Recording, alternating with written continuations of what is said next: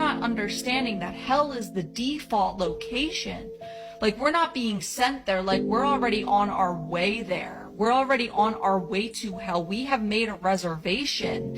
And if you continue to choose a life, if you choose anything outside of God, your eternity is outside of God. Like, that is your free will. That is your choice.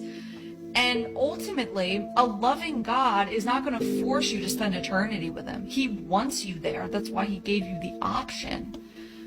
So it's like, well, it's just this super polarizing thing where it's like, oh, well, if I don't believe in Jesus, I guess I'm going to hell. It's like, well, if you don't want anything to do with God, who God really is, by the way, then you're not going to have anything to do with him. Like, it's just really simple. People are like, well, I do love God, I just don't subscribe to the Christian God. Well, then you don't subscribe to God, because that is who God is, not because I say so. That's not my opinion. That is the objective reality that, again, God gets to determine, because he's God.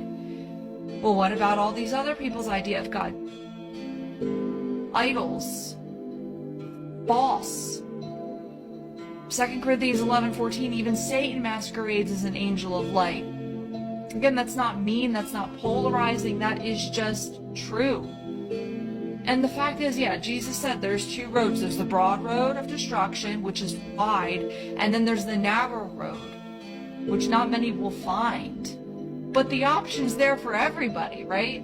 The Bible says it's not God's will that any man should perish. Like, he doesn't want you to go to hell. He didn't create you for hell. He created hell for the devil and for the demons.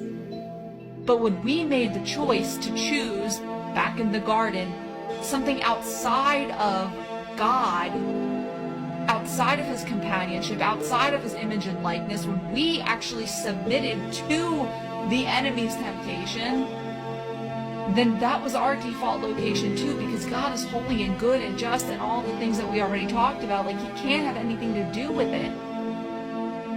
But he's giving you the option to have everything to do with him, through the sacrifice of his son Jesus Christ, believing on Jesus Christ. It's really simple. Like, it's really simple not to go to hell. It really is. And if you don't like the idea of hell, like, I get it. But the thing is, like, not liking the idea of something or not believing in something doesn't make it not a thing.